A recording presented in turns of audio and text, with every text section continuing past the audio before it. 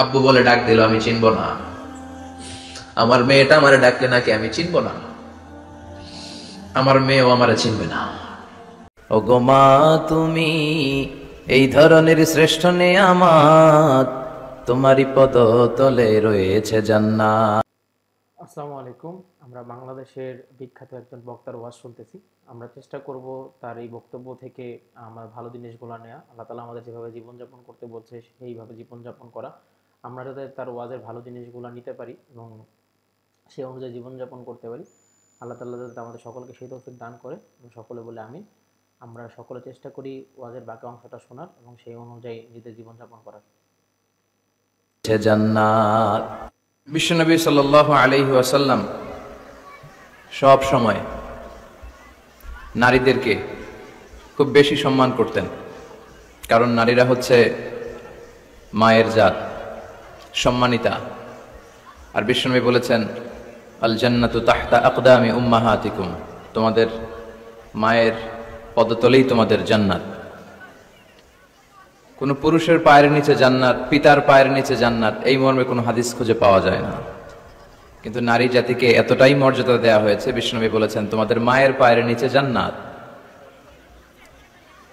এই পৃথিবীটাকে যদি 1000 বারও বিক্রি করা হয় তাহলে জান্নাতের একটা চেয়ারের দাম হবে না। এই পৃথিবীকে কয়েক লক্ষ বার বিক্রি করে দিলেও জান্নাতের একটা টেবিলের দাম হবে না। আর যে জান্নাত মায়ের পায়ের নিচে পড়ে আছে, তাহলে ওই পা দুইটার দাম কত? ওই পায়ের দাম টাকা দিয়ে কিনা যাবে না, তাই না? ও গো মা, তুমি এই ধরনের শ্রেষ্ঠ নেয়ামত, তোমারই পদ তলে রয়েছে জান্নাত।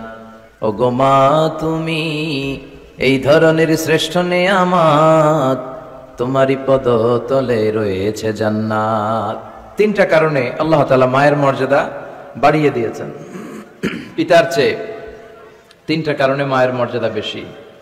নাম্বার 1 হচ্ছে হামালাতহু উম্মুহু, বাবা সন্তানকে পেটে ধরেনি, পেটে ধরেছে কে? মা। ওয়াহানান আলা ওয়াহান, ব্যথার পরে ব্যথা, যন্ত্রণা, জ্বালা, কষ্ট। পেটের এই কষ্টটা, সন্তান ধারণের প্রসবের কষ্টটা বাবা সহ্য করেনি, করেছে কে? মা। ওয়া ফিসালুহু ফি আমাইন, 2 বছর বাবা দুধ খাওয়ায়নি, দুধ খাওয়ালো কে? মা। এজন্য মায়ের মর্যাদা বেশি। এজন্য সব সময় বিষ্ণু ঈসা ইসলাম নারী জাতিকে সম্মান দিতেন। বিশ্বনবী নিজের মাকে বেশি দিন পাননি। বিশ্বনবীর বয়স যখন 6, তখন ওনার আম্মাজান পৃথিবী থেকে ইন্তেকাল করেন। মায়ের কবরের সামনে দাঁড়িয়ে বিশ্বনবী শেষ বয়সে অনেক কেঁদেছেন। বিশ্বনবী একবার জিআররানা নামক জায়গায় কুরবানির গোশত বিতরণ করছিলেন, লম্বা লাইন। হঠাৎ তিনি লাইন থেকে একজন বয়োবৃদ্ধা মহিলাকে আলাদা করলেন, আলাদা করে বড় একটা গোশতের প্যাকেট দিলেন।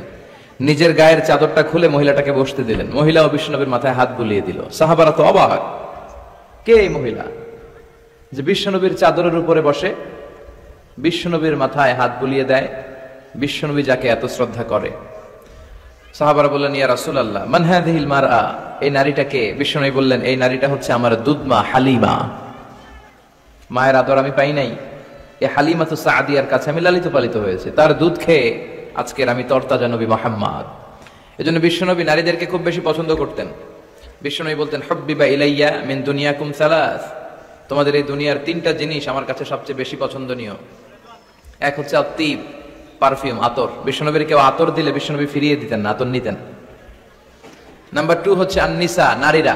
নারীদেরকে বিশ্বনবী পছন্দ করতেন আর বলতেন, আমাকে কোনো ছেলে দিয়ে আল্লাহ দুনিয়াতে বাঁচিয়ে রাখে নাই, তাদেরকে আল্লাহ কেড়ে নিয়েছে, তুলে নিয়েছে, কিন্তু আল্লাহ আমাকে মেয়ের বাপ বানিয়েছে, আলহামদুলিল্লাহ। আমাদের সমাজে অনেকে কন্যা সন্তান হলে আমরা খুশি হতে চাই না, এরকম আছে না নাই? ছেলে হলে খুব খুশি, এলাকার লোকজনদেরকে, পাড়ার লোকদের মিষ্টি খাওয়ায়, বিরিয়ানি খাওয়ায়। আর মেয়ে হলে চেহারাটা বাংলা 5-এর মতো এরকম করে রাখে, অখুশি, নারাজ। কিন্তু বিশ্বনবী বলেছেন, মিন বারাকাতি আল মারআ তাফকিরুহা বিল ইনাস, কোন নারী সে কি বেশি বরকতময় না কম বরকতময়, এটা দেখার জন্য দেখো তার প্রথম সন্তানটা ছেলে না মেয়ে।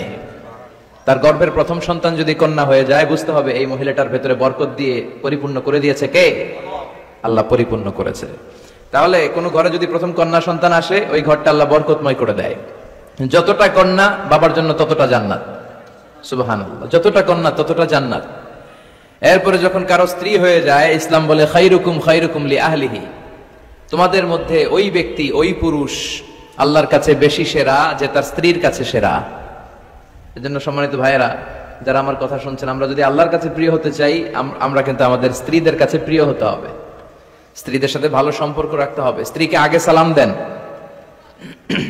স্ত্রীকে ভালোবাসুন, স্ত্রীর নানা ধরনের কাজের প্রশংসা করুন, দেখবেন ঘরটা জান্নাতের টুকরা হয়ে গিয়েছে। এরপর আপনার স্ত্রী যদি সন্তান সম্ভবা হয়, ইসলাম বলে বাচ্চা ডেলিভারি দিতে যেয়ে যদি কোনো মা দুনিয়া থেকে বিদায় নেয়, আল্লাহ তাআলা কিয়ামতের দিন ওই নারীকে শহীদদের কাতারে দাঁড় করিয়ে দিবেন, তিনি শাহীদা। আর সহি সালামতে যদি বাচ্চা ডেলিভারি হয়ে যায়, ইসলাম বলে আল জান্নাতু তাহতা আকদামি উম্মাহাতিকুম, তোমাদের এই মায়ের পায়ের নিচে তোমাদের জান্নাত আমি লিখে দিলাম। সুবহানাল্লাহ। তো কত মর্যাদা ইসলাম বাড়ালো, বাড়াতে বাড়াতে নারীর মর্যাদা কোথায় নিয়ে গেল। শুধু ইসলাম মর্যাদাই নারীকে দেয় নাই, ইসলাম দিয়েছে নারীকে অধিকার। কি দিয়েছে? এখন অনেকে পত্র পত্রিকায়, মিডিয়াতে, টক শোতে ওরা বলতে চায় ইসলাম নারীকে ঠকিয়েছে, ইসলাম নাকি নারীকে অধিকার দেয় নাই। আমার প্রিয় বোনেরা, যাদের কানে আমার মাইকের আওয়াজ যাচ্ছে, খবরদার, এই সমস্ত ধোঁকাবাজদের কথা শুনবেন না। এরা অধিকারের আড়ালে আপনাদেরকে ঠকাতে চায়, এরা নারীকে বিজ্ঞাপনের পণ্য বানাতে চায়। পত্রপত্রিকায় একটা পেজ থাকে বিনোদন, ওই পেজে আপনাদেরকে অসম্মান করা হয়, ঠিক কিনা? নারীর সম্মান তখন ফুটে ওঠে যখন নারীর গায়ে থাকে হেজাব, যখন নারীর দেহে শোভা পায় পর্দা। এই হেজাব আর পর্দা নারীর অধিকার, এই হেজাব আর পর্দা নারীর অহংকার, এই হেজাব আর পর্দা নারীর আভিজাত্যের প্রতীক, এই হেজাব আর পর্দা নারীর রুচির প্রতীক। একটা নারী কতটা ভদ্র, কতটা ডিসেন্ট ম্যানারের, কতটা রুচিশীল, কতটা মার্জিত, এটা তার পোশাকে শোভা পায়। তার পোশাক দেখলে বোঝা যায় এটা কোন ঘরের মেয়ে, এটা কোন বংশের মেয়ে, এটা কোন এলাকার মেয়ে, তার বাবা কেমন, তার দাদা কেমন, তার ফ্যামিলি স্ট্যাটাস কেমন, তার পোশাক এটা বলে দেয়। এজন্য হেজাব আপনার অহংকার, আপনার অধিকার, আপনি বুঝে নেন। নারী অধিকারের কথা যারা বলে এরা আপনাদের ঠকায়, এরা আপনাদেরকে বানায় বিনোদনের পণ্য, বিজ্ঞাপনের পণ্য, বিলবোর্ডের পণ্য। রূপালী পর্দায় নেকেড উলঙ্গ অবস্থায় আপনাদেরকে প্রদর্শিত করতে চায়, গল্প কবিতার উপন্যাসে আপনাদের সম্ভ্রমহানি করতে চায়। যারা এই নারী অধিকারের, নারী স্বাধীনতার কথা বলে, এদের ঘরের নারীরাই বেশি নির্যাতিতা। খুঁজে দেখবেন পত্রপত্রিকায় আমরা প্রায়ই দেখি এদের হাতেই এদের ঘরের কাজের মেয়েগুলো নির্যাতিতা হয়।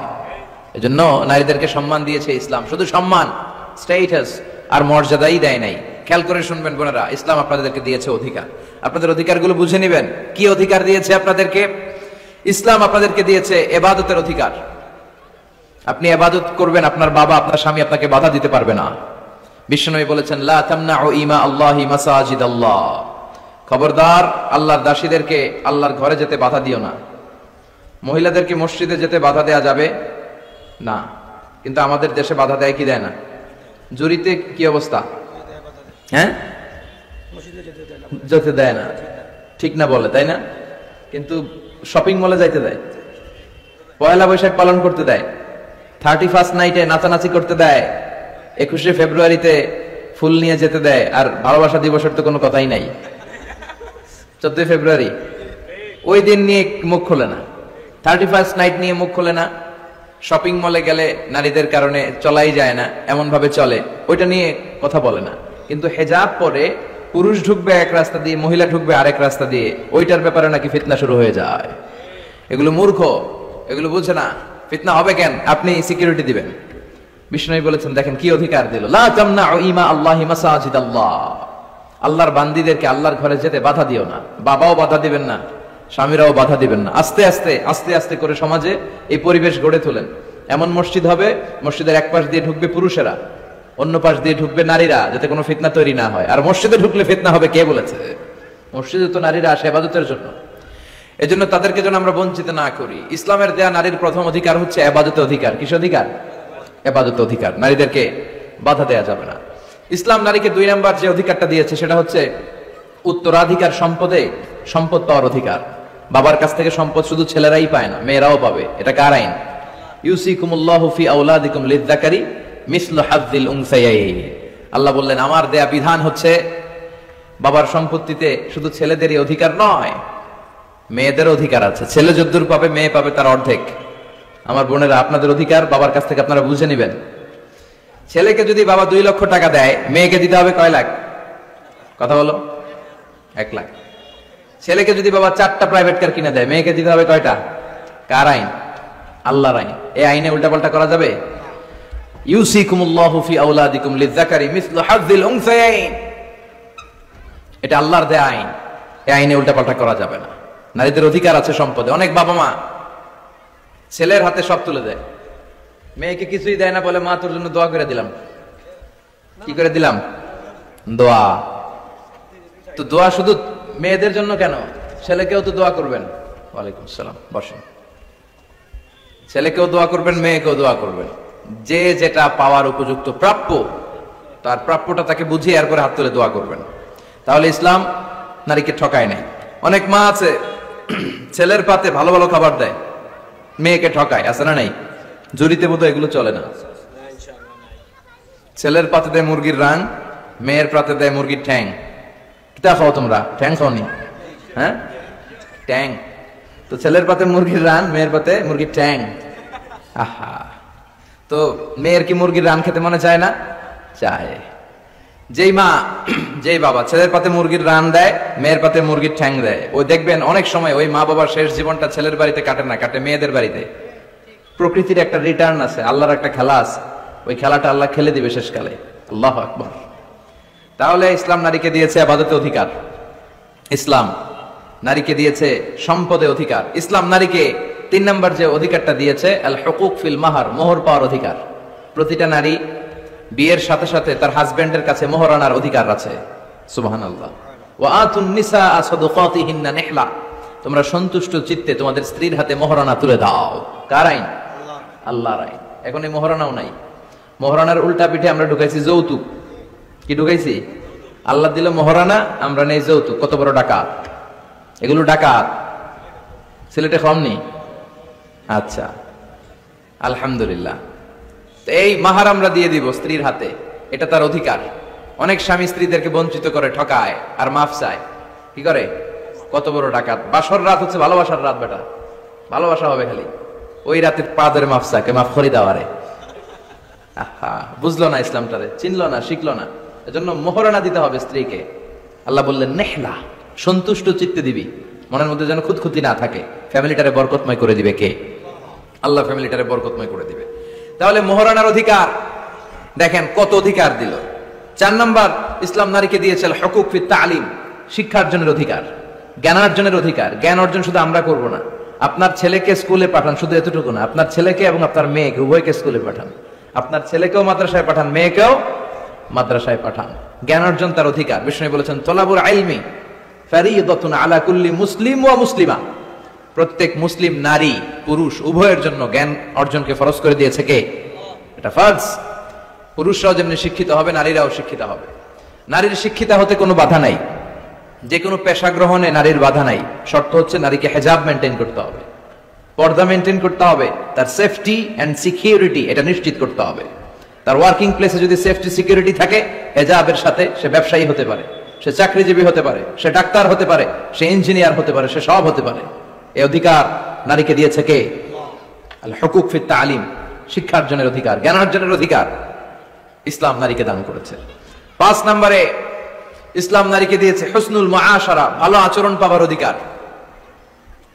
ওয়া আশিরুহুন্না বিল মারুফ, আল্লাহর আদেশ, খবরদার স্ত্রীদের সাথে খারাপ আচরণ করো না, ভালো আচরণ করো। অনেক স্বামী আছে স্ত্রীর সাথে খারাপ আচরণ করে, কখনো হাসি দেয় না, মুখটা গোমরা করে রাখে, আছে না নাই? সব সময় ঝিরকি দিয়ে কথা বলে, রাগ দেখায়, বাবুগিরি দেখায়, সাহেবগিরি দেখায়, এরকম ডাকাইত আছে না নাই? বিশ্বনবীর মুখে সবসময় এক চিলতে হাসির ছোঁয়া লেগেই থাকতো। মা আয়েশা বলে, এত বছর বিশ্বনবী সংসার করলাম, একদিনও বিশ্বনবীকে আগে সালাম দিতে পারি নাই। সবসময় বিশ্বনবী আগে সালাম দিতেন। আপনারা ঘরে হাজবেন্ড যারা আছেন, 2-4 জনের দিকে যারা আছেন, ঘরে ঢুকেই স্ত্রীকে আগে সালাম দিয়ে দিবেন, আর স্ত্রীও সবসময় উৎ পেতে বসে থাকবেন যে দেখি আমি আগে দিতে পারি কিনা। এইভাবে আপনাদের মধ্যে যদি সালামের কম্পিটিশন হয়, ছেলে মেয়েগুলোরে আল্লাহ আল্লাহ বানাই দিবে কে? আমরা চাই আমাদের ফ্যামিলিগুলো জান্নাতি ফ্যামিলি হোক, আমাদের ছেলে মেয়েগুলো আল্লাহ আল্লাহ হোক।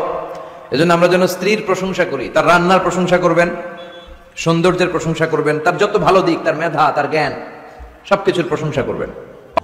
ইয়াউমা ইয়াফিরুল মারউ মিন আখিহি ওয়া উম্মিহি ওয়া আবিহি ওয়া সাহিবাতিহি ওয়া বানিহি লিকুল্লি ইমরিইম মিনহুম ইয়াউমা ইযিন শাআনুন ইউগনিহি। বিশ্বনবী বললেন, আয়েশা, সেদিনটা আজকের দিনের মতো নয়, ভয়ঙ্কর একটা দিন হবে। বাবা ছেলেরে চিনবে না, ছেলে বাবার চিনবে না, মা তার মেয়েরে চিনবে না, মেয়ে তার মারে চিনবে না। মা আর মেয়ের ভালোবাসার চেয়ে বড় ভালোবাসা হতে পারে? বাবা ছেলের ভালোবাসার চেয়ে বড় ভালোবাসা? স্বামী স্ত্রীর ভালোবাসার চাইতে বড় ভালোবাসা দুনিয়ায় আছে? স্বামী স্ত্রীরে চিনবে না, স্ত্রী স্বামীকে চিনবে না। কঠিন দিন, মানুষগুলো হফাতান হয়ে দাঁড়াবে, নগ্ন পদ, পায়ে জুতা নাই। কিয়ামতের দিন যে আমরা দাঁড়াবো, জুতা থাকবে পায়ে? বাটা জুতা, অ্যাপেক্সের জুতা, গলফ পোলো ক্লাব আমেরিকান থাকবে? হ্যাশ পাপিস থাকবে? কিচ্ছু থাকবে না, কিছুই থাকবে না। দাঁড়াও, জুতা ছাড়া দাঁড়াও। নগ্ন পদ, আমাদের কারো পায়ে কোনো স্যান্ডেল নেই, জুতা নেই। 2 নম্বরে অরাতান, মানে নেকেড, মানে কি? উলঙ্গ। nobody belong any garment, কারো কোনো ড্রেস থাকবে না, নেকেড হয়ে আমরা দাঁড়াবো, জন্মদিনে ড্রেস পরে। মা এসে বললেন, নবী এটা কেমন কথা, লজ্জা শরমের বিষয়। জামা ছাড়া মানুষগুলো কি করে দাঁড়াবে? কারো গায়ে কোনো জামা নাই, সবাই naked. Don't they feel any shy? Don't they feel any shame? লজ্জা হবে না সেদিন? লজ্জা নাই, শরম নাই। বিশ্বনবী বললেন, আয়েশা, আজকের দিনটা তুমি যেমন ভাবে কাটাচ্ছ, ওই দিন তো এই দিনের মতো না, ওইটা হবে ভয়ঙ্কর দিন, কেউ কাউরে চিনবে। ইয়াউমা ইয়াফিরুল মারউ মিন আখিহি ওয়া উম্মিহি ওয়া আবিহি ওয়া সাহিবাতিহি ওয়া বানি লিকুল্লি ইমরিইম মিনহুম ইয়াউমা ইযিন শাআনুন ইউগনি। আমি কয়েকদিন আগে এই আয়াতটা পড়ে আবাসা ওয়া তাওয়াল্লা সূরাটার অবাক হচ্ছিলাম। ইয়াউমা ইয়াফিরুল মারউ মিন আখিহি, মানুষ তার ভাই দেখে পালাবে। আমি নিজের সাথে মিলালাম, আমার ছোট ভাইকে দেখে আমি পালাবো? আমাকে দেখে সে পালাবে? ওয়া উম্মিহি ওয়া আবিহি, যেই মায়ের পেটে 10 মাস আমি ছিলাম, যে মা আমি না ঘরে না গেলে ঘুমায় না, আমি না খেলে মা খেতে চায় না, আমার জন্য আমার মায়ের প্রাণ, আমার মায়ের জন্য আমার প্রাণ, কত ভালোবাসাবাসী। ওই মা আমাকে দেখে চিনবে না, আমি নাকি আমার মাকে দেখে চিনবো না। আমি আমার বাবারে দেখে পালাবো। ছোটবেলা থেকে কোলে পিঠে করে আমার বাবা আমারে মানুষ করলো। বাবাকে কত ভালোবাসি, বাবার সাথে কত ভালোবাসার গল্প, এই বাবারে দেখে আমি দৌড় দিব।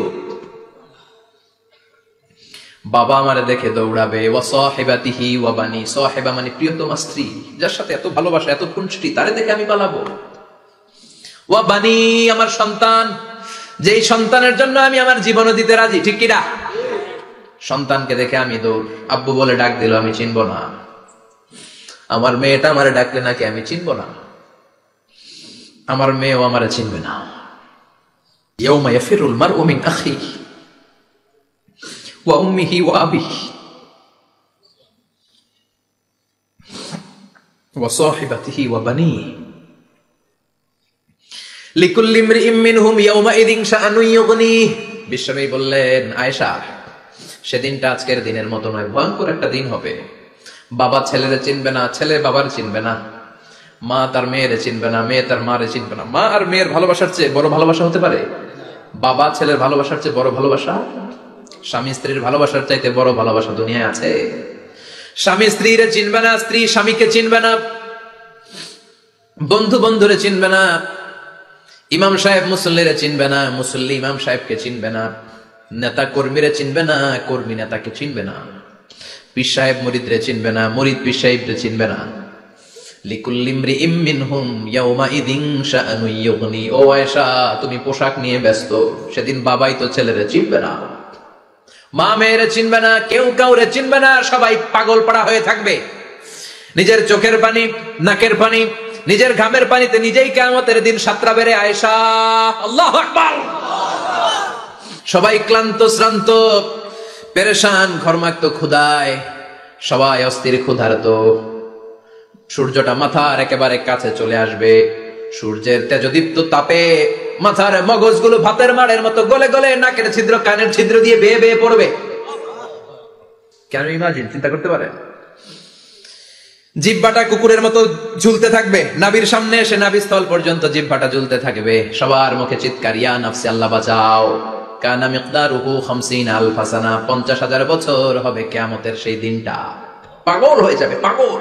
আমি মুখোমুখি হতে যাচ্ছি সেদিনের, আপনি মুখোমুখি হতে যাচ্ছেন, আমরা সবাই সেদিনটা দেখতে যাচ্ছি। চিল্লায় কোন ঠিক কিনা? ও আয়েশা, লিকুল্লি ইমরিইম মিনহুম ইয়াউমা ইযিন শাআনুন ইউগনি। এমন ভয়ঙ্কর দিন হবে, এমন ভয়ানক পরিস্থিতি হবে রে আয়েশা, বাবা মা চিনা যাবে না, পীর সাহেবরে চিনা যাবে না, কেউ কাউরে চিনবে না। আল্লাহ তুমি আমারে বাঁচাও বাঁচাও বলে যে মাথাটা একবার উপরের দিকে করবে, কার গায়ে জামা আছে কার গায়ে জামা নাই সেদিক নজর দেওয়ার সময়টাও কেউ পাবে না রে আয়েশা। ওই নজরই থাকবে না, সবাই দাঁড়িয়ে যাবে। আল্লাহ বললেন কাআন সাফসাফা, লেভেল প্লেন ফিল্ড আমি করে দেব। লা তারা ফিহা আওয়াজান ওয়ালা আমতা, উঁচু নিচু নাই, একেবারে সমান। কিয়ামতের ময়দানটা কেমন হবে? চিৎকার করে বলেন কেমন হবে? সমান হবে, সবাই দাঁড়াবে। পাগল পাড়া হয় আর দাঁড়াতে পারে না। কতক্ষণ দাঁড়াবো আমরা? 50,000 বছর আমাদের দাঁড়িয়ে থাকতে হবে। মানুষ পাগল হয়ে সাইয়েদনা আদমের কাছে যেয়ে বলবে, ও সব নবীদের পিতা আদি পিতা, আর তো দাঁড়িয়ে থাকতে পারি না। আল্লাহরে বলেন বিচার কার্য শুরু করতে। এসপার ওসপার একটা হয়ে যা, হয় জান্নাতি নয় জাহান্নামী, আগে বিচার শুরু করতে বলে। সাইয়েদনা আদম বলবে আমি পারবো না, কারণ নবীও উম্মত চিনবে না, উম্মত নবী চিনবে। সবার এক জিকির, ইয়া নফসি, সবার জিকির কি? আরো জোরে বলেন কি জিকির? সেদিন কিন্তু নবীরা উম্মতকে চিনবে না, উম্মত নবী চিনবে না। তাইলে পীর আর মুরিদের তো কোনো সম্পর্কই থাকবে না। চিল্লায় কোন ঠিক কিনা? চিনবে না, কেউ কারো পরিচয় দিতে চাইবে না। ভয়ানক এক পরিস্থিতি। এজন্য এটারে বলে কিয়ামতের ময়দান। দুনিয়াতে কোনো ভয়ঙ্কর পরিস্থিতিতে আমরা বলি কিয়ামত, কি বলি? কিয়ামত।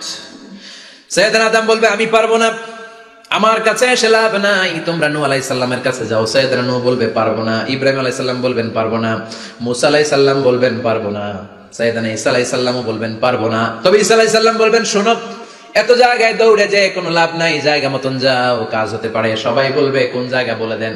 সাইয়েদনা ঈসা আলাইহিস সালাম বলবেন আজকের এই কঠিন দিনে আমাদের সবার বিপদ, এই বিপদের দিনে কেউ আল্লাহর সামনে দাঁড়াতে পারবে না একজন ছাড়া। ওনার নাম হলো মুহাম্মাদুর রাসূলুল্লাহ সাল্লাল্লাহু। বিশ্বনবী মাকামে মাহমুদে তখন সিজদায় পড়ে থাকবেন। আমরা খুঁজতে থাকবো বিশ্বনবীকে এই কঠিন দিনে, বিপদের দিনে নবীকে আমরা মাকামে মাহমুদে পেয়ে যাব। বিশ্বনবী সিজদায় পড়ে থাকবেন আর কাঁদতে থাকবেন। 50,000 বছর ওনার সিজদাটা লম্বা হবে। এই 50,000 বছর আমাদের জিকির হবে ইয়া নাফসি ইয়া নাফসি, আল্লাহ আমারে বাঁচাও। আর এই 50,000 বছর বিশ্বনবী জিকির করবেন ইয়া উম্মতি ইয়া উম্মতি, আল্লাহ আমার উম্মতকে বাঁচাও, আমার অনুসারীদেরকে বাঁচাও, আমার পেয়ারা উম্মতদেরকে তুমি মাফ করে দাও। বিশ্বনবীর কান্না আল্লাহ আর সহ্য করবেন না। সবাই যে বলবে ও নবী, সব নবীদের কাছে ব্যর্থ মন নিয়ে ফিরে এলাম, আপনি কিছু করেন। আল্লাহ বলবেন নবী আর কাঁদবেন না, আপনার কান্না আমার সহ্য হয় না, আপনি মাথা তোলেন, একটু তোলেন মাথা। এরফা রাসাক, নবী মাথা তোলেন। সাল তুতা, আমার কাছে কি চাইবেন বলেন আমি দেই। ওয়াশফা তুশাফা, শাফাত করেন ও নবী, যার জন্য সুপারিশ করবেন তবে তাদের জন্য সুপারিশ করা হবে যারা দুনিয়ার বুকে কোনো বেদাত তৈরি করে নাই। বিশ্বনবী যা যা শিখিয়েছিলেন ইসলামটারে ওইভাবে মেনেছে, নতুন কিছু ঢুকায় নাই। এদের জন্য বিশ্বনবী দাঁড়িয়ে সুপারিশ করা শুরু করে দিবে। কবুল করবে কে? আল্লাহ। ওয়াশফা তুশাফা, নবী সুপারিশ করেন, আমি কবুল করে নেব। বিশ্বনবী দাঁড়িয়ে বলবেন মাবুদ লিকুল্লি নবিয়্যিন দাওয়া মুস্তাজাবা, এই দুনিয়াতে সব নবীকে আপনি স্পেশাল একটা দোয়া করার অনুমতি দিয়েছেন, দোয়াটা করলেই কবুল করে নিয়েছেন। আর ওই স্পেশাল দোয়াটা দুনিয়ার সব নবীরা দুনিয়ার বুকেই করেছে, একমাত্র আমি করি নাই। সুবহানাল্লাহ বলেন। ওয়া ইন্নী আখতাবিউ দাওয়াতি শাফাআতান লিউম্মতি ইয়াউমাল কিয়ামা, আমি আমার দোয়াটা কিয়ামতের এই কঠিন দিন আমার গুনাহগার উম্মতের জন্য রেখে দিয়েছি। বিশ্বনবী তখন সুপারিশ করতে শুরু করবেন, চিৎকার করে পড়েন আল্লাহু আকবার। এরপরে আল্লাহ বললেন ফাআম্মা মান সাকুলাত মাওয়াজিনুহু ফাহুয়া ফি ঈশাতির রাদিয়াহ ওয়া আম্মা মান খাফফাত মাওয়াজিনুহু ফাউম্মুহু হাওিয়া ওয়া মা আদরাকা মা হিয়া নারুন হামিয়া। পড়েন আল্লাহু আকবার। সবাই আমরা দাঁড়িয়ে যাব, বিশ্বনবী সুপারিশ শুরু করবেন, বিচার শুরু হয়ে যাবে। ফাআম্মা মান সাকুলাত মাওয়াজিনুহু ফাহুয়া ফি ঈশাতির রাদিয়াহ, বিশাল আল্লাহ বিচার কার্যক্রম শুরু করবেন। মিজানের পাল্লা বসাবেন, কি বসাবেন? আল্লাহ তাতাগাউ ফিল মিজান, আমার নামে নাম, আমার নামে নাম, মিজান বসাবে, মিজান দাড়ি পাল্লা। আসলে এটা সুন্দর অর্থ হচ্ছে নিক্তি পাল্লা। অর্থ কি? দাড়ি পাল্লা চিনেন? আলু বিক্রি করে, লাউ বিক্রি করে, চাল মাপে, ডাল মাপে, দাড়ি পাল্লা দিয়ে, কি দিয়ে? কিন্তু কিয়ামতের এটা হবে নিক্তি পাল্লা। নিক্তি পাল্লা দিয়ে স্বর্ণ মাপে। কি মাপে? চাল বিক্রির সময় 2-4টা চাল বেশি গেলেও লস নাই, কম গেলেও যে কিনছে তার লস নাই। কিন্তু স্বর্ণ বেচার সময় যদি স্বর্ণের কণা চলে যায় বেশি, আমশের সালাও। এজন্য স্বর্ণ দাড়ি পাল্লায় মাপে না, কারণ এটা ক্ষুদ্রাতি ক্ষুদ্র হিসাব করতে হয়। এটা মাপে কোন পাল্লায়? নিক্তি পাল্লায় এক কণা স্বর্ণ করলেও এটা মিটারে উঠবে। দাম কত? চিৎকার করে বলেন ঠিক কিনা?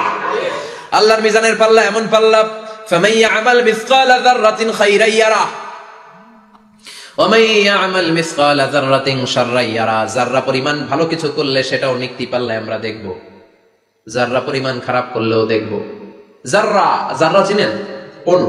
যাররা মানে সবাই বলেন আরো জোরে, বস্তুর ক্ষুদ্রতম একক, যেটা সহজে দেখা যায় না। যাররা বুঝায় আমি এভাবে, শীতের দিন টিনের ঘর আছে কাদের? দেখি হাত তোলেন তো। টিনের ঘর, মাশাআল্লাহ, আপনারা সুখী মানুষ, হাত নামান। বিল্ডিং এর বাড়ির চেয়ে টিনের ঘরে কিন্তু সুখ বেশি, জানেন? অনেক সুখ। টিনের ঘরে চালের মধ্যে ছিদ্র থাকে না? কথা কেন? শীতের দিন সকালে দেখবেন ওই ছিদ্র দিয়ে সূর্যের একটা চিকন সূর্যের রশ্মি ঢুকে, পুরো ঘর অন্ধকার, কিন্তু ওই জায়গাটাতে ছিদ্র, সূর্যের আলোটা চিকন হয়ে পড়ে নিচে, দেখছেন? ওটার কাছে যাবেন, কাছে গেলে দেখবেন ছোট ছোট ছোট ছোট ধূলিকণা দেখা যায়। অন্য কোথাও এগুলো দেখা যায় না, কিন্তু ওইটা, ওই চিকন ছিদ্রটা সামনে দাঁড়ালে ধূলিগুলো উঠতেছে, দেখছেন? ওইটাকে আরবিতে বলে যাররা। ওইটা কি বলে? ফামান ইয়ামাল মিসকালা যাররাতিন খাইরান ইয়ারা ওয়া মান ইয়ামাল মিসকালা যাররাতিন। ওই ধূলিকণার যাররা পরিমাণ ভালো করেছো, ওইটা আল্লাহ ছাড়বে না, আমলনামায় তুলে দিবে। সুবহানাল্লাহ পড়েন। ওই ধূলিকণা পরিমাণ খারাপ করলেও আমলনামায় তুলে দিবে কে?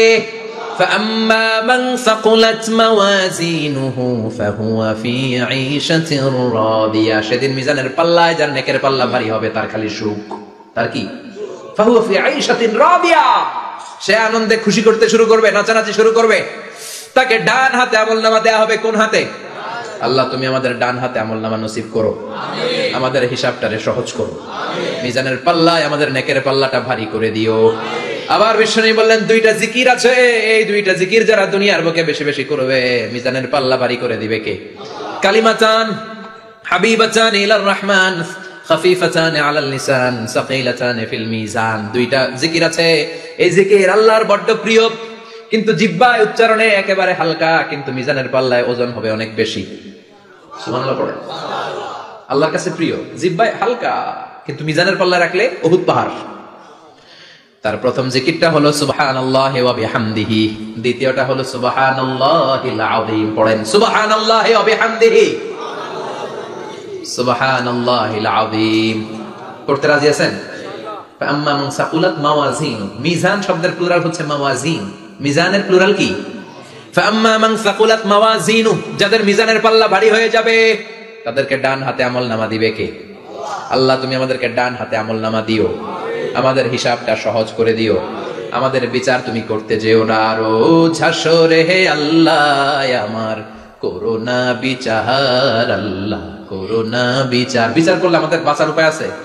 বিষ্ণু বলেন মান নুকিশা উযযিবা, সেদিন আল্লাহ যার নুকিশা মানে নিকাশ করবেন, হিসাব নিকাশ, মান নুকিশা উযযিবা, যার হিসাব নিকাশ আল্লাহ নিতে শুরু করবে, উযযিবা তার শাস্তি দিবে, ধরে ছাড়বে। আর যারে মাফ করে দিবে তার আনন্দের শেষ নাই, ঠিক কিনা? রোজ হাসরে হে আল্লাহ আমার, করোনা বিচার আল্লাহ, করোনা বিচার। এটা কিন্তু দোয়া, জানেন? বিচার চাহি না তব দয়া চাহি এ গুনাহগার আল্লাহ, করোনা বিচার। আমি জেনে শুনে জীবন ভরে পাপ করেছি পরে পরে, এখন আশা নাই যে যাব তোহরে বিচারে তোমার আল্লাহ, করোনা বিচার। পড়েন পড়েন রোজ হাসরে হে আল্লাহ আমার, করোনা বিচার আল্লাহ, করোনা বিচার। পড়েন আমিন।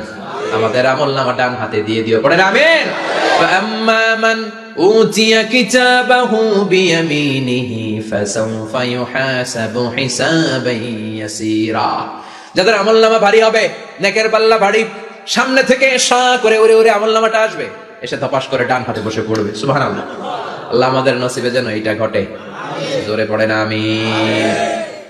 উজুহু ইয়াউমাইযিন মুসফিরা দাহিকাতুম মুস্তাবশিরা, সেদিন চেহারা হবে আলোকোজ্জ্বল, চেহারা